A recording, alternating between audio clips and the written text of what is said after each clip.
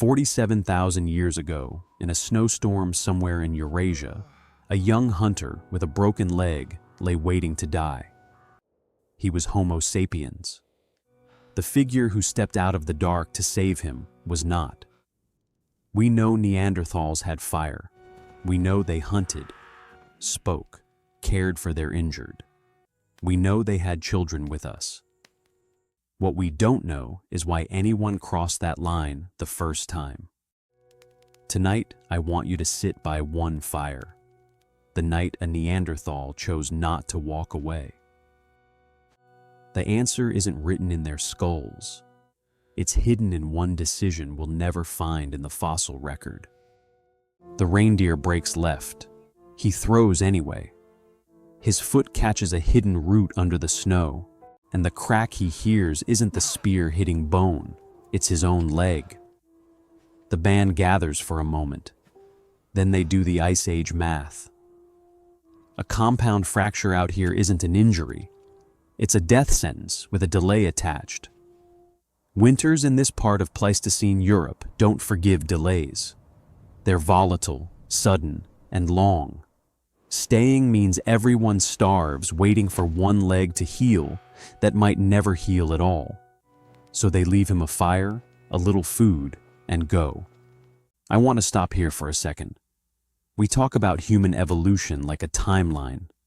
It's actually nights like this, one person, one injury, one storm, that decide who lives long enough to have children. In this world, a broken leg is the difference between your story continuing and being erased before it begins. So, when I tell you that someone did stop, did light a fire, did stay, we need to talk about who that someone really was and what we know about them. A shape moves through the whiteout. Wrong somehow. Heavier brow, wider nose, a barrel chest built for cold no sapien's body was built for. He crouches. Hands that have set bones before find the break, feel its shape, and start splitting wood for a brace. Here's the part that breaks the stereotype.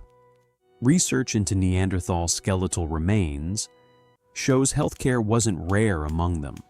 It was routine, and it looked less like grim survival logic and more like actual compassion.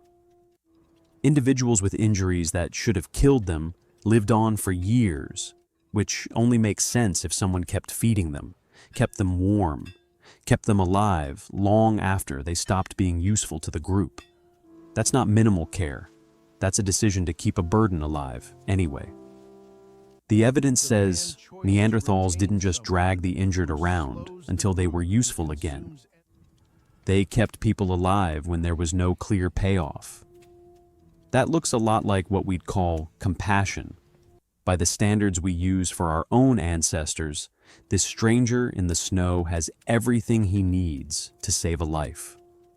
What he doesn't have, and what no fossil can show us, is a reason to save arrivals. The splint holds. The fire settles into coals.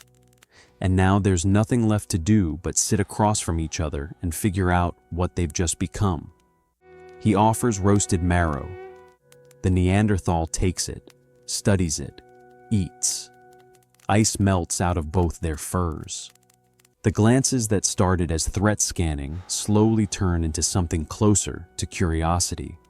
The specific, cautious curiosity of two creatures realizing the other one isn't going to bite. One of them points to his own chest and makes a sound. The other repeats it back. Wrong, close enough. Neither understands the word. Both understand the gesture.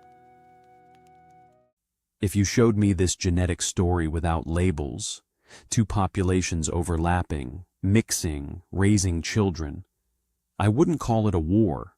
I'd call it a relationship that kept happening. And it did keep happening. The major pulse of Neanderthal DNA into the ancestors of everyone outside Africa dates to a window roughly 50,500 to 43,500 years ago. Not one encounter, but an extended stretch of contact. Sites like Rannis show sapiens and Neanderthals occupying the same ground in Europe around 45,000 years ago, possibly for thousands of years side by side. And today, nearly every person with non-African ancestry is carrying pieces of Neanderthal genome, which only happens if nights like this one weren't the exception. In the glow of one small fire, two different kinds of humans stop seeing each other as shadows and start seeing each other as someone. But one night doesn't rewrite a species. To understand what this changed, we need to zoom out and watch thousands of nights across thousands of years fade into our DNA. Pull back from the fire. This wasn't a single collision. It was a slow-motion merger stretched across millennia. In parts of Europe, sapiens and Neanderthals may have shared overlapping ground for up to 10,000 years. Small groups of one arriving, while pockets of the other still held on elsewhere. That doesn't look like one species wiping another off the map. It looks like two stories that thread into each other until you can't quite tell where one stops and the other begins. Watch it happen in fast forward. A mixed hunting party moving through late winter. A shared camp where two distinct tool-making traditions start blending into one.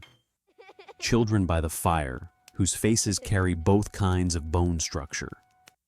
And it wasn't just genetic noise passed down by accident. Non-Africans today carry somewhere between 1% and 4% Neanderthal ancestry, and some of it stuck around because it helped. Variants tied to immunity, to skin, to surviving in places sapiens had never lived before. Natural selection kept pieces of them inside us on purpose. If nights like this kept happening, Neanderthals didn't just vanish. Piece by piece, they moved into us. So, if they're still here in our cells, why do we talk about them like ghosts instead of relatives? Somewhere tonight, in a city under electric light instead of firelight, someone is asleep with a piece of that winter still inside them. You likely carry Neanderthal DNA yourself, small fragments shaping small parts of who you are, quietly, without asking permission. You exist because, somewhere in that long winter overlap, someone decided not to walk away. The Neanderthal by that fire is not a myth. He's a stand-in for thousands of decisions we'll never see. Tiny acts of care, curiosity, and risk that left marks we can still read in your genome today. You're not watching a stranger save our species. You're watching one branch of your own family choose, just once, to pull a different kind of human into the circle instead of leaving him in the snow. When you step out of the dark to help someone you don't have to help, you're not just being human, you're being Neanderthal too. Here's a question we haven't touched tonight. How many times did this almost not happen? How many storms did a Neanderthal walk past a dying stranger and keep moving, just because the risk wasn't worth it, because there was no fire to spare, because that night simply didn't have a version where anyone stopped? We'll never know that number. We only know the nights that worked. Every version of this story that failed left nothing behind. No bone, no gene, no trace. You are descended exclusively from the ones who said yes. That's not a comforting thought. That's a survivorship bias written directly into your DNA. So the next question isn't did they care about us? It's what else got erased because someone somewhere didn't. Stay with this channel. We're about to go looking for the nights that didn't make it. Thanks for watching and see you next week.